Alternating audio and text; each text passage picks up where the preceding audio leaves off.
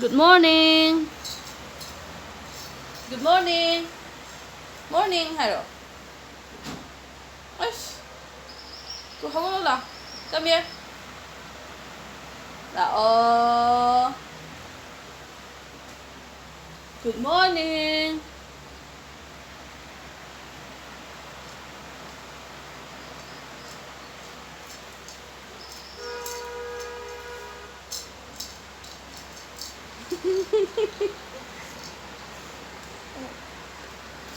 Sao vậy?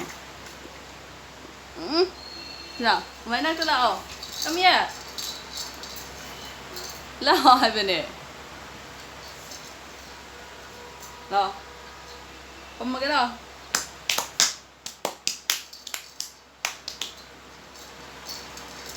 Good morning, good morning.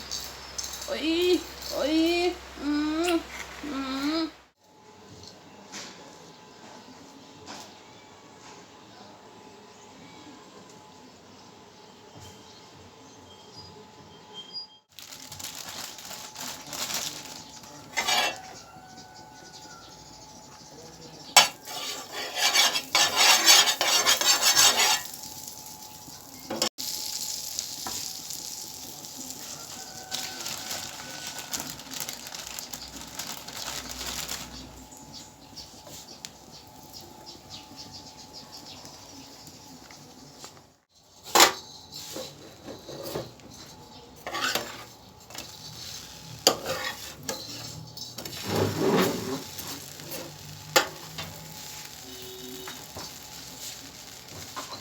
Banana sao bà?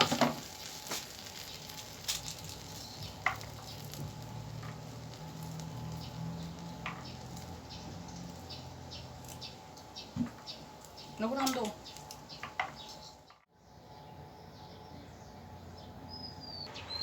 Hai đứa. Ra rồi. Hầu ra.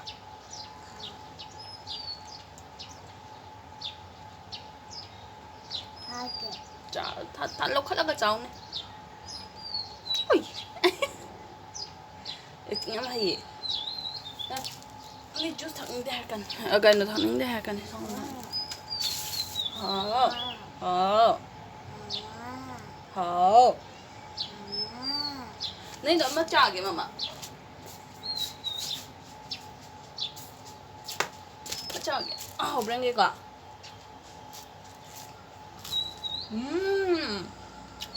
How delicious.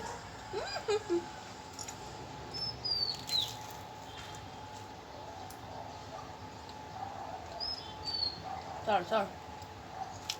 Yummy.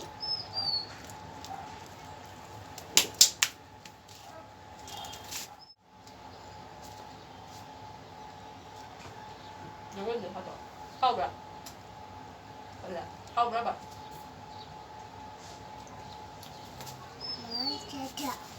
Đây thôi à? Này thấy thật cái gì? Stomach pain. Biết chưa? Sao ai đó? Stomach pain just now. Để bà đây kìa. Call the doctor just now. Hai bà. Đấy kìa, operation nó thành đâu ra? Operation just now. Bye bye doctor, thank you doctor. Bye bye doctor just now. Nó bay đâu ra bà? Đâu vậy? À. 어차서 쥐가 잘 뺄게요 막. 오케이. 랑도 그러다. 더스빈다 합san 요란 타모도도 마마 더 비라. 네. Twinkle twinkle little star. 이거 더. How I wonder what you are. Up above the world so high. Like a diamond in the sky. 잘 떠보라. Johnny 해석돼. Johnny. Yes, papaya. Wala. Good morning. Good morning, Doro. Morning. Hello. Bà nói gì khạp gì ngoài biết không? Chưa đâu. Anh đi không? Papa kaya chakage. Duty chakhayo. Papa duty chakhe. Tutra. Mani ko. Mala. Koi hayo.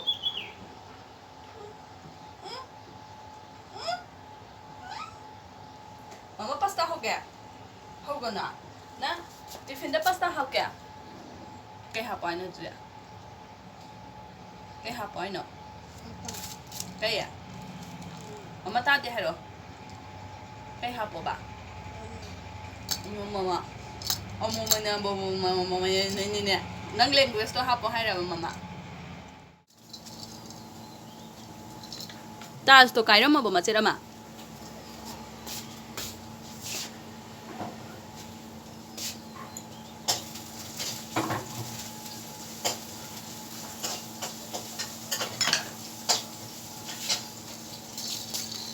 Dang dang, mama nang pasta ho rhi hai.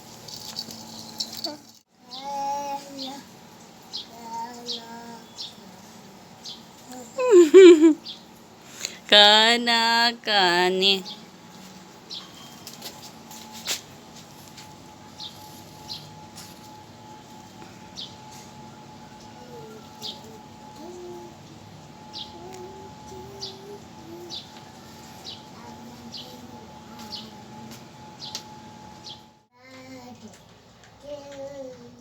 Rồi school sẽ làm đây cả.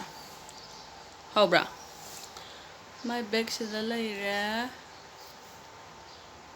Lấy hộp bé. Nang tiffin hộp bé quá. Hậu bra. Chà. Để sao thôi. School sẽ quá. Halaga ice cream jaga ra. Ê. My bim.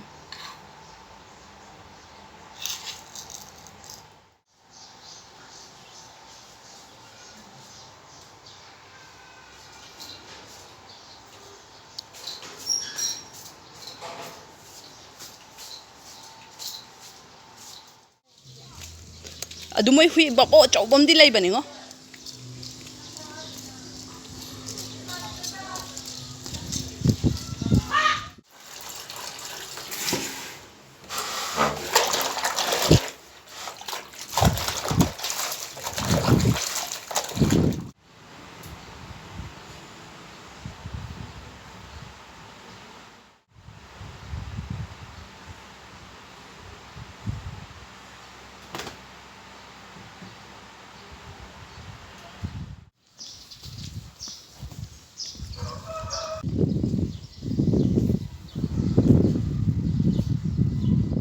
Hi. Nang asay na school na niya. Saksabra. Saat ya. Migi di sabra. Kare a. Masay mama na fruit sapa di sabra. Ni horon kong niya. Na. Tak lekalo. Yummy. Rồi phim ra nè, siang một jump truck. Rồi siang một jump. Water tank kìa. Water tank. Car. ऐसी car này. ऐसी car lại đó. Car हम chắc khỏe. Ê, ऐसी đi cái nào jeep.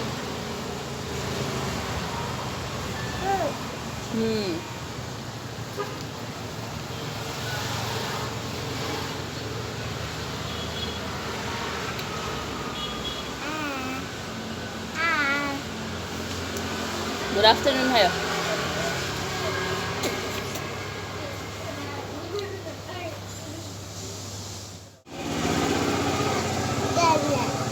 Five, 6, 7, 8,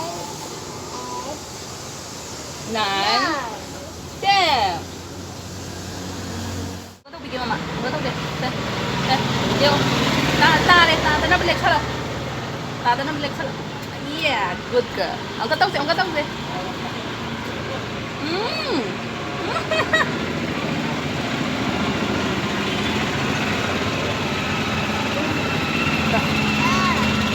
Dính lâu bra.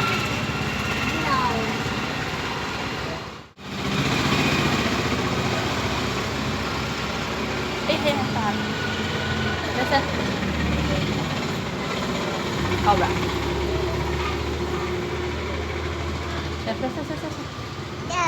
Tay. Ta jan. Mama nang gini ya? Tiffin ampu thorok ke. Ko. Mama nga sagi pang ya. Tiffin da sai ta khan na dan na cha. Tadi nek kina ka ko sai de. Wow, hawe. Ingbra. Brand of freeze to bra. Ding ma bra ka. Truck. Truck ne se. Na kai sa kan tu ma kai de no.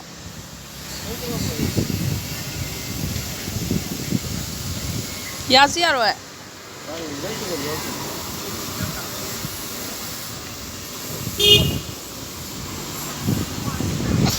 Akhoi ban ni yeng tholai da na.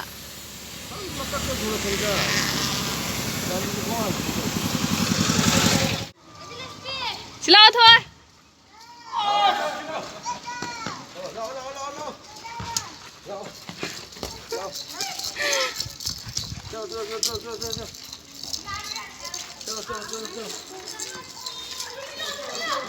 चलो काबू दो गयो चलो जा तू चला चलो come on Khoi tu lại. Tu